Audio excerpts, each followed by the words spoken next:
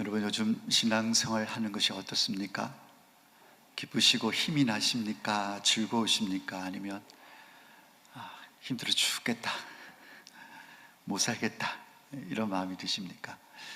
어떤 분은 참 기쁨으로 신앙생활을 하시는 분이 계시는 것 같습니다. 그런 모습을 볼 때 참 도전도 되고 또 감사도 하고 그렇습니다. 근데 어떤 분들은 또 힘들어하는 모습들을 보면 함께 또 기운이 빠지고 같이 힘들어하는 그런 모습도 느낄 수가 있습니다. 사실 우리가 신앙생활을 한다는 것은 정말 어려운 일인 것 같습니다. 쉽지가 않다라는 것이죠. 왜냐하면 성경 말씀을 보면 성경에 나오는 많은 계명들과 명령들이 사실 녹록지 않은 것이거든요. 우리가 감당하기에 상당히 부담스러운 명령들과 말씀들이 너무 많기 때문에 그걸 지키면서 살아간다는 것이 결코 쉬운 일이 아니다. 또 지키고 살려고 애를 쓰다가 또 쓰다가 지쳐서 하나님 힘에 붙여서 또 낙심하고 또 좌절하는 것 때문에 신앙생활의 기쁨이 사라지는 우리의 모습을 볼 때가 많이 있습니다. 여러분, 쉬지 말고 기도하라고 예수님께서 말씀하셨습니다. 성경에 기록이 되어져 있습니다. 여러분, 쉬지 말고 기도하라. 쉽습니까? 그렇게 하시는 분 혹시 계십니까? 성경에 보면 예수님께서 악한 자를 대적하지 말라고 하시면서 오른뺨을 치거든 왼뺨도 돌려대라고 하셨습니다. 할 수 있겠습니까? 한 대 맞으면 한 두 대, 세 대는 더 때렸으면 때렸지 왼뺨 돌려댄다는 것은 불가능할 것 같습니다. 원수도 사랑하라고 하십니다. 사랑할 수 있습니까? 참는 것까지는 할 수 있습니다. 그런데 그 참는 것을 넘어서서 사랑하는 데까지 나아간다? 이거는 정말 불가능한 일이 아닐까 싶습니다. 이러한 말씀들을 우리가 온전히 순종한다는 것은 정말 어려운 일이고 힘든 일인 것은 분명한 사실인 것 같습니다. 그래서 그런 명령들, 그런 말씀들을 받을 때마다 우리 마음속에는 부담감이 엄청나게 생겨나게 되는 것입니다. 오늘 읽은 본문 말씀도 아마 읽으시면서 또 거룩 이런 생각을 혹시 가지셨는 분이 계시는지는 모르겠습니다만은 부담스러운 말씀이긴 합니다. 레위기 11장 45절에 있는 말씀을 인용해서 내가 거룩하니 너희도 거룩할지니라 라는 이 말씀을 하고 계시는데, 이 말씀만큼 우리에게 부담을 주는 말씀이 또 없는 것 같습니다. 여러분, 왜 이 말씀이 부담스럽습니까? 내가 거룩하니 너희도 거룩할지니라 말씀을 자세히 한번 들여다보시길 바랍니다. 기준이 누구입니까? 하나님이신 거예요. 내가 거룩하니까, 내가 이렇게 거룩하니까 너희들도 거룩해야 된다. 그냥 살다가 우리 인생에 어려움이 있지 않습니까? 고난이 있고 위기가 있고 또 공고한 일이 생길 때 하는 데만큼 하다가 최선을 다해 보다가 할 만큼만 거룩을 힘쓰고 살아가, 이렇게 말씀하셨다고 한다면 조금은 숨통은 트일 것 같아. 근데 오늘 말씀은 분명히 단호하게 못을 받고 있습니다. 내가 거룩하니 너희들도 거룩해라. 하다가 지치면 어쩔 수 없고 한 데까지만 해봐, 이게 아니라 무조건 거룩하라라는 단호한 명령을 우리에게 주고 계신다라는 것이죠. 여러분, 우리가 어떻게 이 하나님의 수준의 거룩을 살아낼 수가 있겠는가 하는 것입니다. 말씀을 통해서 예배의 중요성을 듣습니다. 기도의 중요성도 듣고 순종, 전도, 헌신, 이 여러 가지 메시지를 듣습니다. 그것을 그냥 개인적인 사견으로 내는 메시지가 아니라 하나님의 말씀에 근거해서 하나님께서 이렇게 말씀하시니, 성경에 이렇게 기록되어져 있으니 이렇게 살아가야 되지 않겠습니까? 라고 얘기를 하면 참 부담스럽습니다. 그건 당신 생각이잖아요 라고 얘기해버리면 쉬울 텐데, 당신 생각입니다가 아니라 성경에 기록되어져 있는 하나님의 명령이기 때문에. 그런데 그렇게 살아가려고 하니, 근데 내 삶을 가만히 들여다보니 그렇게 살아가기에는 너무나 역부족인 것입니다. 그렇게 살려고 하면 바꿔야 될 것이 한두 가지가 아닌 것입니다. 아니, 내 삶을 송두리째 갈아엎어야 될지도 모릅니다. 그렇기 때문에 그것이 하나님의 말씀인 줄로 알고 성경에 기록되어져 있는 명령인 줄도 알지만은 부담스러운 것입니다. 그리고 거부감이 생기는 명령일 수밖에 없는 것입니다. 그럼에도 불구하고 하나님께서 우리에게 거룩하라고 하신 이 거룩은 너무너무 중요한 명령이다라는 것이죠. 우리가 대충 보아 넘길 수 있는 명령이 아닌 것입니다. 하나님께서 거룩하라라고 말씀하셨으니 분명히 우리는 거룩을 중요하게 여기며 거룩을 힘쓰는 삶을 살아가야 하는 것입니다. 여러분, 창세기 말씀에 보면 창세기는 시작부터 하나님께서 거룩을 말씀하십니다. 천지 창조를 하실 때 7일째 되는 날 하나님께서 뭐라고 말씀하십니까? 하나님은 일곱째 날을 복되게 하사 거룩하게 하셨다 그랬습니다. 창세기 초장부터 거룩이라는 단어가 등장을 하게 됩니다. 제가 궁금해서 검색을 좀 해봤습니다. 검색을 해봤더니 출애굽기에 거룩이라는 단어가 무려 60번 이상이 나옵니다. 레위기는 말할 것도 없습니다. 레위기도 60번 이상 거룩의 말씀이 나오는 것을 볼 수가 있습니다. 그럼 이렇게 얘기하시겠죠? 거룩은 구약에서 강조하시는 거잖아요. 네, 구약에서 거룩을 많이 강조하는 것은 분명한 사실입니다. 그러나 신약에서도 검색을 해봤습니다. 마태복음에는 거룩이라는 단어가 7번, 마가복음은 3번, 누가복음은 8번, 요한복음 6번, 사도행전은 13번, 그리고 마지막 요한계시록에는 무려 15번이 거룩이라는 단어가 나와 있습니다. 여러분, 무엇을 의미하는 것입니까? 성경 전체가 시작부터 끝까지 하나님께서 말씀하시는 중요한 주제 중에 한 가지가 뭐다? 바로 거룩이다. 그만큼 거룩이 중요하다라는 것을 하나님께서 말씀하고 계신다라는 것이죠. 어둠의 그 죄악의 종로로 타던, 마귀의 종로로 하던 그 어둠에 사로잡혀 있던 우리를 불러낼 때부터 하나님 우리를 거룩한 나라로 불러주셨습니다. 그리고 거룩한 삶을 살아갈 수 있도록 우리를 인도하고 계시고, 그리고 최종적으로는 우리 예수님의 거룩한 신부로 세우시기 위해서 우리를 불러주신 줄 믿으시기를 바랍니다. 그렇기 때문에 우리 성도의 삶에 있어서 거룩은 뗄래야 뗄 수 없는, 한마디로 거룩은 우리 그리스도인의 정체성이다. 그리스도인이 누구냐?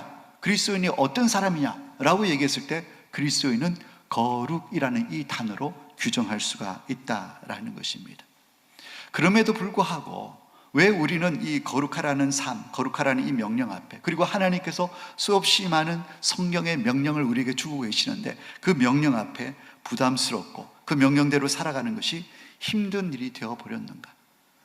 회피하고 싶고 도망가고 싶은 명령이 될 수밖에 없었는가? 오늘 우리가 이것을 잠시 한번 좀 생각해 봤으면 좋겠습니다. 여러분, 많은 이유가 있을 수 있겠습니다만 가장 큰 이유 중에 한 가지는 뭐냐면 바로 그 명령 속에 담겨져 있는 하나님의 마음을 우리가 잘 알지 못하기 때문에 그 계명이 부담스러운 것이 될 수밖에 없었다라는 것입니다. 여러분, 다시 한번 질문을 드립니다. 내가 거룩하니 너희도 거룩할지니라 라는 이 명령을 받았을 때, 아니면 순종해라, 예배를 귀하게 여겨라, 기도해라, 뭐 이런 명령들을 받았을 때에, 이런 말씀들을 들었을 때 여러분 마음 가운데 제일 먼저 드는 마음이 무엇입니까? 그렇지, 난 하나님의 자녀니까 순종해야지, 거룩해야지, 거룩한 삶에 힘써야지, 이렇게 즐거운 마음으로, 기쁜 마음으로 그 말씀을 받으시는 분이 이 가운데 얼마나 계시겠습니까?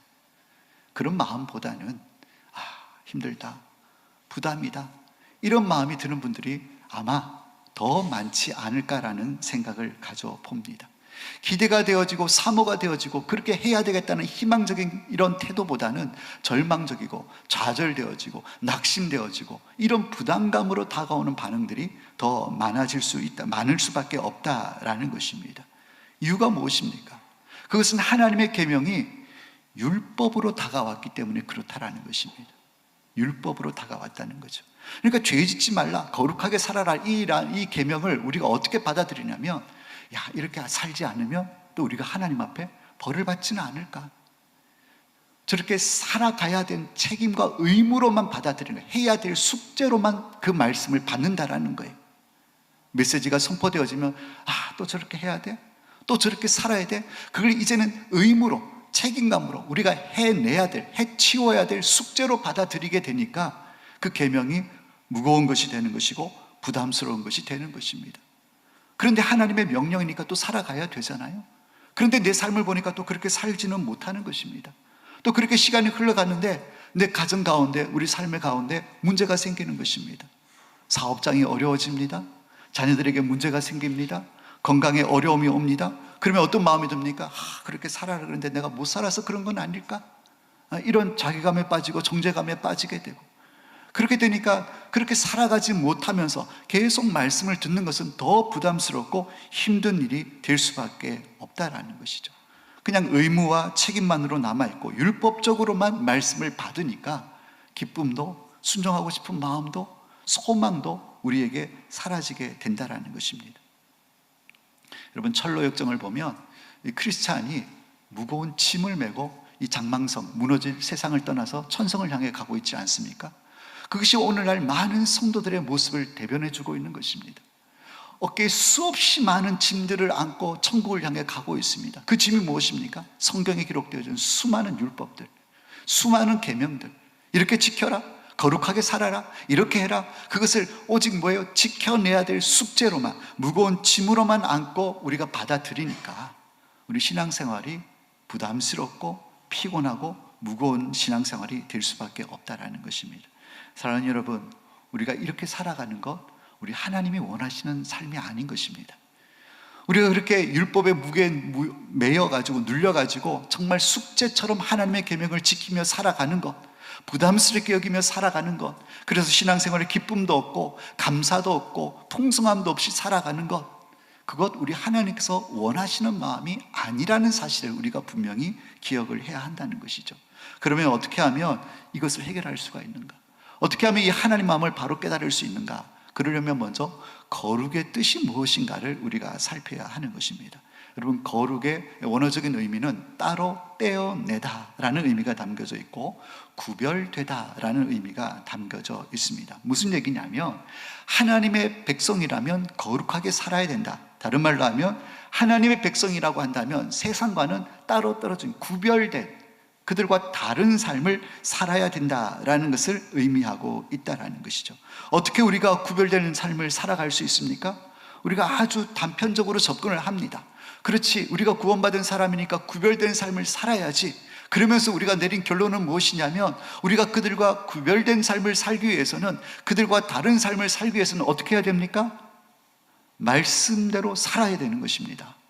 하나님께 주신 계명을 지켜야 하는 것입니다. 이것이 우리의 마음 아닙니까? 혹시 다른 방법이 있습니까? 다들 그렇게 생각을 하는 것입니다. 하나님의 백성이라고 한다면 하나님의 말씀대로 그 계명을 하나하나 지키면서 살아가는 것이 바로 구별된 삶이다라는 생각을 가지게 된다라는 것이죠. 근데 문제는 여기서 출발하는 것입니다. 여기서부터 문제가 출발하는 거라고요. 너희는 거룩하라라는 이 말씀뿐만 아니라 여러 가지 중요성을 가지고 강조하는 말씀들, 예배, 찬양, 기도, 순종, 헌신, 봉사, 교제, 이런 모든 말씀들을 내가 지켜야 될 숙제로만 받아들이니까, 내가 지켜야 될 행동 강령으로만 받아들이니까 그게 부담스러운 게 되는 것입니다. 무거운 것이 된다라는 것이죠. 여러분, 성경에 율법이 얼마나 많은 줄 아십니까? 학자들에 의하면 구약을 보면 구약에만 총 율법이 613개가 있다고 합니다. 그래서 제가 검색을 해봤어요. 구약에 있는 율법이 하지 말라 하라라는 계명이 얼마나 있나 검색을 해서 카피를 쫙 해가지고 한글에다가 이렇게 복사해서 붙여넣어 보기를 해보니까 무려 32페이지가 나옵니다. 하라 하지 말라는 계명이 32페이지나 되는 엄청나게 많은 계명이 나오더라라는 거죠. 그 가운데 하라라는 계명이 248개가 나오고 하지 말라라는 계명이 365개가 나옵니다. 엄청나게 많죠? 여러분, 그거 다 알 수 있겠습니까? 그대로 다 살아갈 수가 있겠습니까? 그 엄청나게 많은 600개가 넘는 계명을 다 지킴으로 우리가 거룩을 수가 있겠습니까? 불가능합니다. 살아낼 수도 없고 살아내는 것은 불가능하다는 얘기죠. 그러면 그 613개나 되는 그 율법은 다 젖혀놓고, 그러면 딱 줄여서 10개만 한번 생각해 보겠습니다. 그 10개가 무엇입니까? 10계명. 그러니까 600 몇 개까지는 안 해도 그래도 10개는 좀 쉽지 않습니까? 10개라도 한번 지켜보려고 내가 그래서 세상과 구별된 삶을 살아가려고 해보는데 1계명에부터 막힙니다. 1계명이 무엇입니까? 너는 나 외에 다른 신을 내게 있게 말지니라. 여러분, 우리는 1계명에서부터 벌써 좌절합니다. 여러분, 우리 가운데 1계명에서 자유로우신 분이 있습니까? 잘 지키시는 분이 계십니까? 우상 숭배하지 말라, 다른 신을 두지 말라고 이렇게 말씀하고 계시는 것, 여러분, 우리 가운데 하나님보다도 우선순위로 무언가를 올려놓고 살아보지 않는 사람이 있습니까? 돈을 쫓아가고, 우리 가족의 행복을 쫓아가고, 쾌락을 쫓아가고, 성공을 쫓아가고, 자녀가 잘 되는 것을 쫓아가고, 가족들과 행복한 시간 보내는 것을 쫓아가고, 그런 것을 쫓아가다 보면 하나님을 섬기고 하나님을 예배하고 하나님을 신앙하는 것을 뒤로 미루는 것은 아주 쉽게 여기는 우리의 삶의 모습이 아닙니까? 다른 뭐 일이 있다고 한다면 미루고 그 일을 쫓아가는 것입니다. 제가 그것을 지금 정죄하려고 그러는 게 아니라 우리 연약함을 지금 얘기하고 있다는 거죠. 그게 우리라는 것입니다. 600몇 개 생각할 것도 없고 10계명, 그것도 1계명에서부터 벌써 막히는 것이 우리의 연약한 존재라는 것입니다. 그래도 딱 10계명을 딱 보면 한 2개 정도는 여러분들이 잘 지킨다고 생각하실 수 있을 거예요. 2개가 뭡니까? 살인하지 말라. 혹시 이 가운데 살인해 보신 분 계십니까? 한 번도 하신 분 안 계시잖아요. 제가 딴 건 몰라도 10계명 가운데 살인하지 말라는 죄는 제가 천국 갈 때까지 지킬 수 있을 것 같습니다. 또 7계명 뭐 있습니까? 간음하지 말라. 그런 분 안 계시죠? 없어요. 그거는 내가 잘 지킬 수 있습니다 라고 생각할지 모르겠습니다. 그러나 그렇지 않아요. 여러분, 10계명에 살인하지 말라라는 이 6계명을 보면 요한일서 3장 15절 말씀에 이렇게 말씀하고 있습니다. 그 형제를 미워하는 자마다 살인하는 자니 살인하는 자마다 영생이 그 속에 거하지 아니하는 것을 너희가 아는 바라. 형제를 뭐 하는 자마다 살인한 자라고요? 네, 내가 뭐 칼을 들어서 나쁜 흉기를 들어서 남을 죽인 적은 없지만은 말 안 듣는 남편 미워한 적은 있잖아요.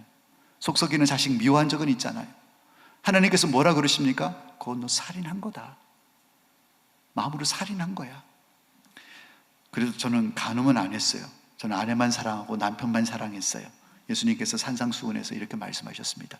마태복음 5장 28절, 나는 너희에게 이르노니 음욕을 품고 여자를 보는 자마다 마음에 이미 간음하였느니라.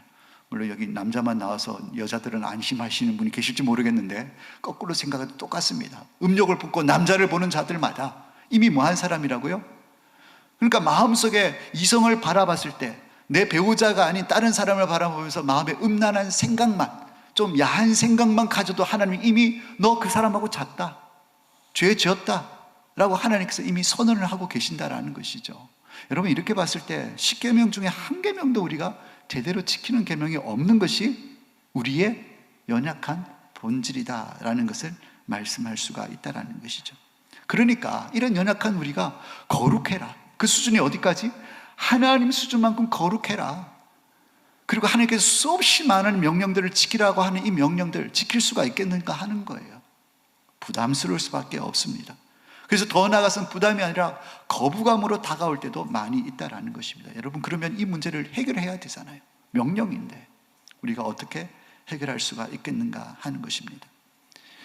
이것은 하나님께서 우리에게 거룩하라고 하신 이 명령과 성경의 여러 가지 계명들을 우리가 받을 때에 이것을 지켜야 될 숙제처럼, 율법처럼 받아들이면 안 되고 이 명령들을 하나님과의 관계 안에서 해석을 해야 되는 것입니다. 이게 계명을 지킬 수 있는 포인트인 거예요. 그걸 명하셨으니까 그대로 내가 행해야 된다, 지켜야 된다라는 부담감으로 숙제처럼 지켜야 된다라고 접근을 하게 되면 할 수 없어요. 그런데 어떤 관계로? 하나님과 나의 이 관계 안에서 그 명령을 바라보면 가능하다라는 거예요. 여러분, 예를 하나 들어보겠습니다. 부모가 없는 정말 소년이 하나 있었습니다. 부모가 고아예요. 거지입니다. 정말 길가에서 매일매일 구걸을 해서 사람들의 동정심에 의해서 하루하루를, 그래서 누군가가 먹다 남은 빵 부스러기 하나 던져주지 않으면 하루 끼니도 때울 수 없는 그런 거지 소년이 하나 있었습니다. 못 먹으니까 영양실조 걸렸고 몸은 삐쩍 말랐겠죠. 기운도 없겠죠. 그래서 길 모퉁이에 앉아가지고 고개를 푹 숙이고 손을 이렇게 내밀고 그냥 지나가는 사람에게 동정을 바라는 정말 불쌍하고 가난한 거지 소년이 있었습니다. 옷은 남루하고 정말 거적대기와 같은 외투 한 벌밖에 없고.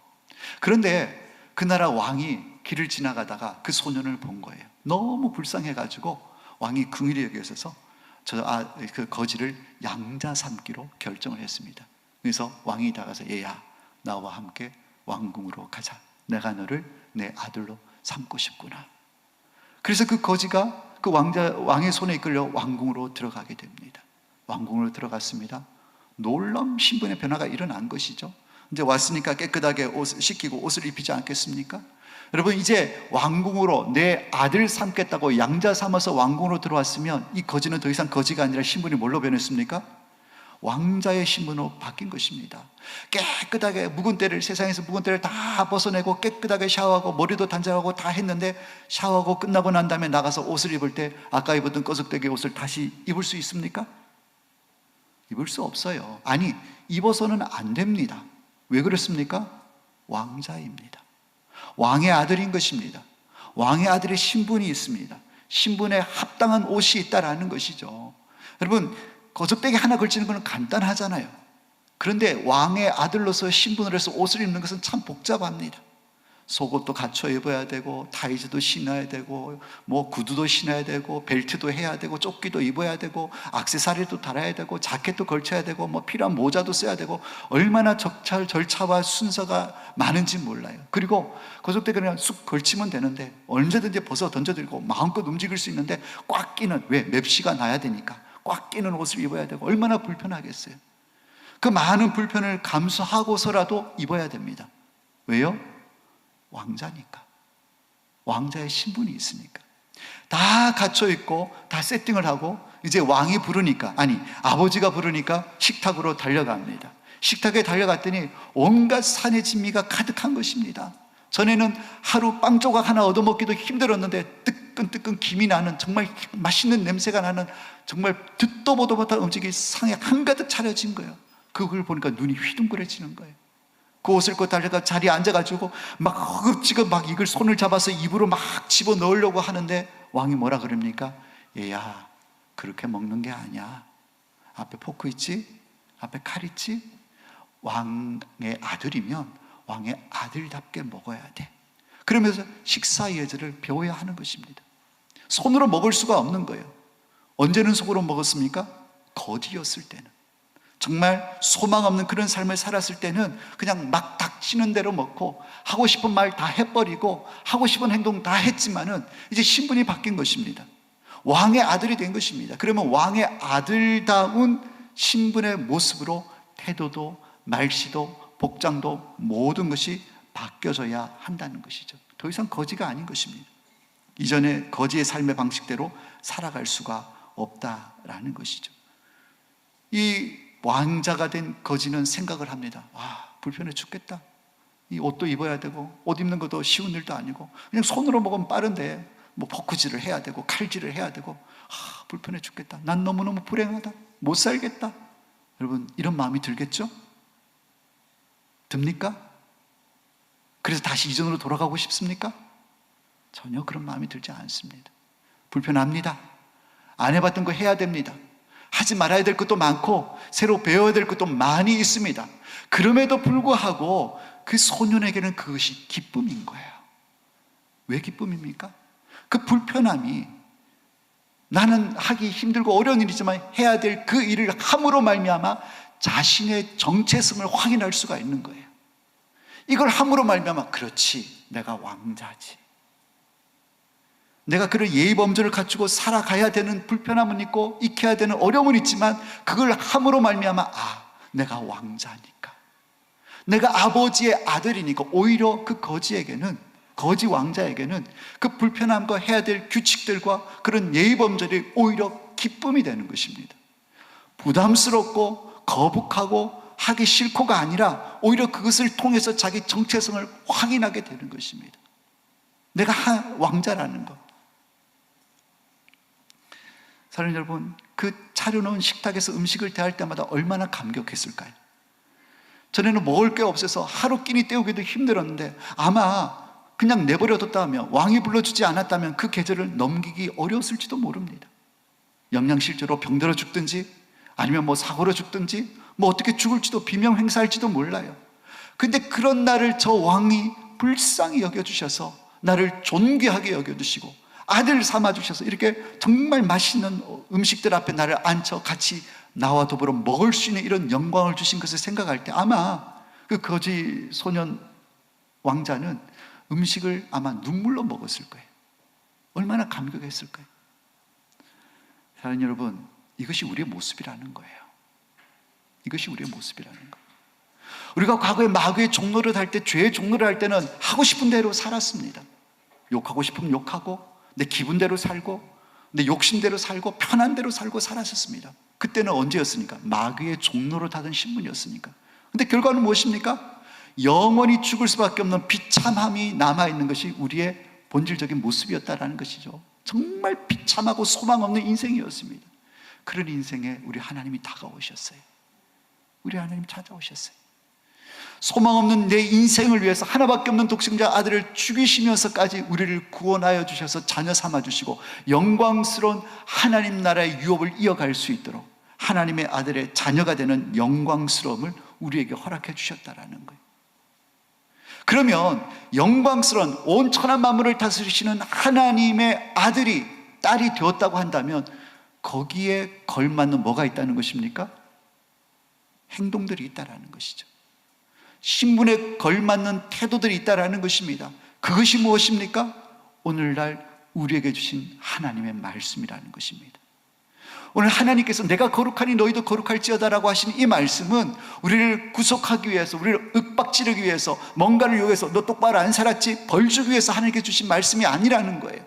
순종해라, 예배를 귀하게 여겨라, 기도해라, 이 말씀들이 나를 어떤 속박시키기 위해서, 구속시키기 위해서 주신 그런 규례들이 아니라는 것입니다. 숙제와 숙제를 계속해서 내주시는 그것이 하나님의 마음이 아니라는 거예요. 그러면 내가 거룩하니 너희도 거룩할지어다라는 이 말씀 속에 담겨져 있는 하나님의 의미가 무엇일까요? 너는 이제 왕의 아들이야. 내 아들이야. 왕의 아들답게 살아가야 되지 않겠니? 내가 왕인데 네가 거지처럼 살아서 되겠니? 너도 왕의 아들처럼 살아라 라는 하나님의 마음을 읽을 수가 있어야 된다는 거예요. 우리가 이 관계를 놓쳐버리고 나면 정말 비참했던 거지와 소망 없는 그런 신분이었던 자리에서 영광스러운 하나님의 아들이 되는 권세를 주셨다는 이 감격과 기쁨이 있다고 한다면 우리에게 주신 그 계명과 명령들은 부담이 아닌 것입니다. 오히려 그것이 뭐냐면 내가 하나님의 아들이구나, 내가 구원받은 하나님의 백성인가를 다시 한번 더 확인시켜 주시는 정체성의 기회가 된다는 것입니다. 그건 무거운 것이 아니에요. 감사의 이유고 감격의 이유일 수밖에 없는 것입니다. 근데 우리는 그 은혜를 잊어버려요. 내가 과거에 어떤 존재였고 어떤 소망 없는 사람이었다는 것을 잊어버리고 단순히 하나님이 주신 말씀을 그냥 숙제로만 받아들이고 해치워야 될, 무조건 따라야 될 책임과 의무로만 받아들이니 신앙생활에 기쁨이 없다라는 것이죠. 부담이라는 것이죠. 근데 우리는 뭘 기억해야 됩니까? 내가 어떤 신분에서 어떤 신분이 되었느냐, 이걸 우리가 반드시 기억해야 되는 것입니다. 정말 그 소망 없는 거지에서 이 영광스러운 왕의 아들의 신분이 되었을 때 옷을 입고 식사 예절을 갖추고 가지 말아야 될 것, 가야 될 것, 새로운 궁중법도를 배우는 것 불편할 수 있어요. 어려울 수 있습니다. 그러나 그 거지 소년 왕은 그것을 함으로 말미암아 그래, 내가 왕자가 되었으니까 그걸 하는 거구나, 내가 이런 엄청난 영광을 누리니까 거기에 걸맞는 삶을 살아가야 되는구나 라는 것을 깨닫게 되어서 그걸 기쁨으로 하는 것입니다. 우리 가운데 이런 은혜가 다시금 회복되어질 수 있기를 간절히 소망합니다. 여러분, 자격이 있어서 구원받은 사람이 있습니까? 정말 어떤 조건이 갖춰져서 우리가 하나님의 자녀가 되어서 그런 영광스러운 자리에 이런 사람들이 있습니까? 그런 사람 하나도 없다라는 것입니다. 그럼에도 불구하고 하나님께서 우리를 얼마나 존귀하게 여기셔서 이 자리까지 세웠는지, 내가 그런 존재인데 너도 나를 닮아야 되지 않겠니? 내가 거룩하니 너희도 거룩할지어다. 이 말씀을 하나님께서 우리에게 하고 계신다라는 것입니다. 여러분, 하나님과의 관계 안에서 바라본다면, 우리가 어떤 신분에서 어떤 신분으로 변화된 것을 제대로 깨닫는다고 한다면 하나님의 명령은 무거운 것이 아닙니다. 그리고 부담스러운 것이 아니다라는 것이죠. 오히려 감사와 감격을 먼저 깨닫게 되더라라는 것입니다. 그런데 문제는 아직까지도 어려움이 있다라는 것입니다. 그래요, 하나님 주신 그 명령, 거룩하라는 명령, 이런 명령들은 율법이 아닙니다. 그래요, 율법 아니다 치겠습니다. 숙제가 아니라고 치겠습니다. 이제 이 관계 안에서 그걸 바라보는 기쁨과 감사, 내 정체성을 확인할 수 있는 오히려 그런 도구가 된다는 사실을 제가 인정합니다. 그런데 중요한 것은 무엇입니까? 여전히 그 삶대로 살아가려고 하니 힘들다는 것입니다. 안 된다라는 것입니다. 왜냐하면 그렇게 살고 싶은 마음, 왜? 내가 그분의 자녀니까, 영광스러운 신분으로 변화된 자들이니까, 그런 고귀한 존재가 되었으니까 그렇게 살아가야 된다는 것은 깨달았지만은, 그렇게 살아가야 되는 것도 알고 살고 싶지만은, 문제가 무엇입니까? 그런 힘이 내 안에 없다는 게 문제인 것입니다. 그래서 더 절망적인 것입니다. 차라리 전에는 그건 율법이지 않냐고, 꼭 그렇게 해야 되냐고, 난 자유한다고 이렇게 얘기하면서 그렇게 치부해버리고 나름대로 면죄부를 받고 그렇게 안 해도 된다는 마음 한켠의 안정감, 그걸 가질 수는 있었는데, 이제는 그게 아니라 이건 관계 안에서 해석되어져야 되고, 그것은 당연하고 자연스러운 일이고 기쁨이고 감격이 되었다고 했으니까, 그걸 깨닫고 나면 이제 더 부담스러워진 거예요. 몰랐을 때는 나름대로 그건 율법이라고 이렇게 핑계할 수 있었는데, 그게 아니라고 얘기하니, 그럼에도 불구하고 살아내야 하는 이 부담감은 더 큰 부담감으로 우리에게 다가온다라는 것이죠. 어떻게 해야 됩니까? 내가 하려고 노력을 해도 안 되는데, 문제가 여기 있는 것입니다. 내가 하려고 하기 때문에 그렇다는 거죠. 여러분, 내어 맡겨야 되는 줄로 믿습니다. 내가 하는 게 아니고 하나님께서 하게 하신다는 사실을 확신하셔야 하는 것입니다. 여러분, 성경에 보면 하나님께 주신 명령에는 놀라운 비밀들이 있습니다.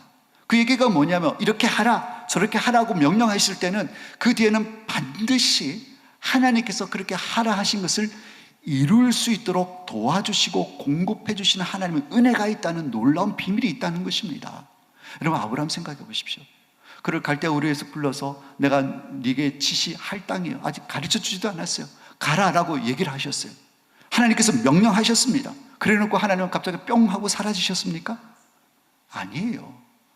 아브라함이 믿음으로 순종해서 나아갔을 때, 하란에 가서 아버지가 죽고 거기에 머물렀을 때 또 하나님께 또 나타나셔서, 왜 여기서 멈추고 있냐, 빨리 가라 라고 또 나타나셔서 이끌어 주시고, 그리고 바로 왕 앞에서나 이런 왕 앞에서 자기 아내 사례도 지켜주시고, 기근 가운데서도 지켜주시고, 그리고 내가 너로 큰 민족을 이루게 해주겠다라고 약속을 주시고, 또 약속을 따라서 100세가 되었을 때 아들 이삭까지 주셔서, 하나님께서 아브라함에게 주신 명령을 잘 아브라함이 이행할 수 있도록 하나님께서 도와주시고 인도해 주셨습니다.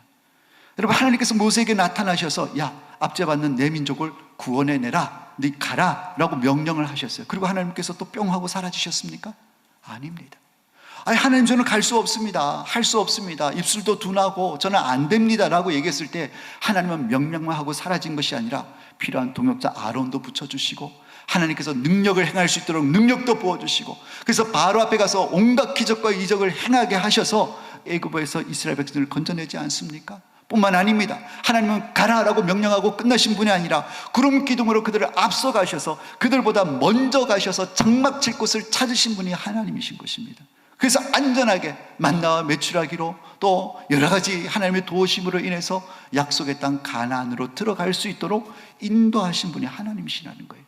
가라라고 명령하고 하나님은 숨어 계시고 피하고 그냥 내팽개치시는 하나님이 아니라, 그 명령을 주셨을 때는 우리로 하여금 감당할 수 있는 힘도 주시고 돕는 자들도 붙여주셔서 우리로 능히 감당하게 하시는 하나님이신 줄로 믿습니다. 여러분, 기도원을 보십시오.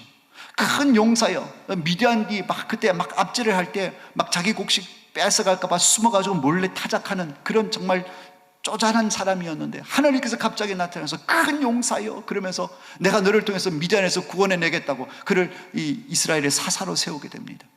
그리고 큰 용사여 가서 구원해내라 그러고 하니까 또 뿅 하고 사라지셨어요? 아니라는 거예요. 하나님께서는 많은 군사들을 모았지만 그 가운데 300명으로 딱 추리시고, 그리고 그 300명의 군사로 큰 무기를 가지고 나간 것도 아닙니다. 횃불과 황해를 들고 나가서 미디안 군대 13만 5천을 단숨에 하나님께서 무찌르도록 하나님께서 도우셔서 승리케 해주셨다는 거예요. 큰 용사로 불러주시고 보내시고 끝나신 분이 아니라는 것입니다. 그 약속을, 그 명령을 이루실 수 있도록 하나님께서 함께 하시고 도와주셨다라는 것입니다. 여러분, 그 하나님께서 우리에게 말하고 계십니다. 명령하고 계시는 거예요. 내가 거룩하니 너희도 거룩할지어다. 그러면 여기 담겨져 있는 하나님의 마음을 아시겠습니까? 네가 거룩을 이루는 게 아니라 내가 네가 거룩할 수 있도록 도와줄 거야. 내가 너로 거룩한 삶을 살아갈 수 있도록, 믿음의 삶을 살아갈 수 있도록 내가 밀어줄 것이고 끌어주시고 지원해 줄 것이다 라는 하나님의 마음을 읽을 수가 있지 않습니까? 더 이상 하나님께서 주신 말씀과 명령들이 부담스럽습니까? 거부감이 듭니까? 내가 하려고 그러니까 그러는 거예요. 그 내가 하려고 하니까 그렇고, 또 내가 하려고 하면서 또 내 유익을 생각하고, 어떻게 보면 나의 부도덕한 삶을 계속 유지하고 싶은데 그걸 또 바꾸려 그러니까 힘든 거예요. 그러나 다 내려놓고 하나님께 맡기면 하나님께서 하게 해 주실 줄로 믿습니다. 사랑하는 여러분, 잊지 마십시오. 나에게는 하나님의 뜻을 행할 능력이 도무지 없다라는 것을 먼저 인정해야 합니다. 그것을 인정하지 않으면 우리가 들려지는 모든 선포되어지는 말씀은 부담으로부터 벗어날 수가 없어요. 신앙생활은 위축될 수밖에 없습니다. 인상 쓰고 신앙생활을 억지로 해야 될 수밖에 없습니다. 여러분들이 하는 건 아닙니다. 모세가 고백했던 것은 나는 아무것도 아닙니다. 나는 아무것도 할 수 없습니다. 그것이 우리 고백이 되어야 하는 것입니다. 그래서 하나님께서 내가 도와주겠다, 내가 능히 할 수 있도록 해주겠다라는 이 약속, 이 하나님의 마음을 우리가 알아야 하는 것입니다. 그래서 우리가 내가 거룩하니 너희도 거룩할지어다라고 하신 이 말씀을 받았을 때에 우리는 어떻게 해야 됩니까? 기도해야 합니다. 하나님, 이 말씀을 주셨는데 그래요, 제가 왕의 아들입니다. 구원받은 천국 백성입니다. 천국 백성답게 왕의 아들답게 살아가야 하지만 나에겐 그런 힘이 없습니다. 하나님 도와주세요. 많은 믿음의 선진들을 하나님께서 명령을 쫓아 살아가서 성공할 수 있도록, 그 명령을 감당할 수 있도록 도와주셨던 것처럼 하나님, 제가 거룩을 이룰 수 있도록, 말씀에 순종할 수 있도록, 나의 옛사람의 삶을 청산하고 믿음의 삶을 살아갈 수 있도록 하나님 도와주세요라고 기도하시길 바랍니다. 기도하지 않으면서 부담스럽다고, 거북하다고 이런 말씀 하시면 안 돼요. 하나님께 한번 도움 요청해 보셨습니까? 진지하게 이 문제를 놓고, 정말 이 문제를 내가 지켜야 되는데, 하나님 계명을 지켜야 되는데 내 삶의 문제는 정말 어려워서 이건 도저히 어렵다, 정말 심각한 문제다. 그래서 심각하게 하나님께서 내 상황과 형편을 아뢰면서 하나님, 제 상황이 이래요, 하나님 도와주세요, 한번 기도해 보시고 이 말씀에 대해서 좀 부담이다, 율법이다, 안 된다, 그렇게 얘기해 보셨는가 한번 살펴보라는 것이죠. 사랑하는 여러분, 나로는 할 수 없습니다. 내 힘으로 할 수 없어요. 하려고 그러지 마세요. 교만인 것입니다. 그래서 우리는 울어야 합니다. 하나님 앞에 가서 울어야 돼요. 하나님, 하고 싶은데 안 돼요. 내 삶을 바꾸려니까 너무너무 힘들어요. 내가 하나님을 위해서 거룩한 삶을, 하나님의 아들이기 때문에 거룩한 삶을 살려고 하면 바꿔야 될 게 너무너무 많아요. 제가 포기하고 버려야 될 게 너무너무 많은데 제 의지는 도무지 그거 할 수 없어요. 하나님 도와주세요. 저는 할 수 없어요. 도와주세요. 울면서 하나님께 기도해야 돼요. 그렇게 기도했는데 하나님께서 안 도와주신다? 그냥 그렇게 사셔도 됩니다. 그렇게 사셔도 돼요. 그거 가지고 책 잡을 거 없어요. 하나님은 안 도와주시는데, 나는 할 수 없는 걸 분명히 하나님도 아시는데 도와달라고 기도했음에도 불구하고 하나님이 안 도와주신다면 그냥 현재 삶 고소하셔도 괜찮습니다. 그러나 우리 하나님은 그런 하나님은 아니십니다. 날마다 울면서 오늘 말씀의 제목을 그렇게 잡아봤습니다. 주님여 이 손을 꼭 잡고 가소서. 찬양 가사죠. 주님여 이 손을 꼭 잡고 가소서. 약하고 피곤한 이 몸을 폭풍 후 흑암 속 해치사 빛으로 손잡고 날 인도하소서.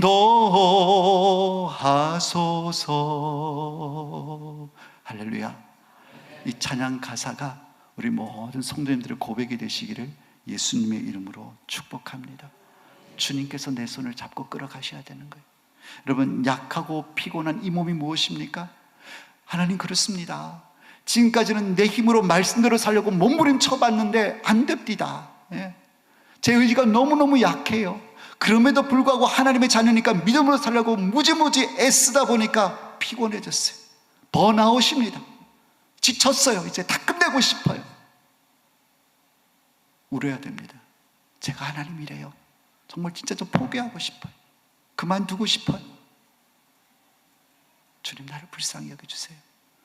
저를 잡고 있는 손 놓지 마시고 이 흑암을 다 헤쳐나시고 나를 빛으로 인도해 주시옵소서. 승리케 해 주시옵소서. 이렇게 울면서 하나님께 기도하시는 우리 모든 성도님들이 되시기를 예수님의 이름으로 축원합니다. 하나님은 좋으신 분이십니다. 하나님 좋으신 목자가 되십니다. 그분의 인도하심에는 실패가 없는 줄로 믿습니다. 반드시 승리해서 하나님의 자녀답게 멋지게 이 땅을 살아가는 우리 모든 성도님들이 다 되시기를 예수님의 이름으로 축원합니다. 기도하겠습니다.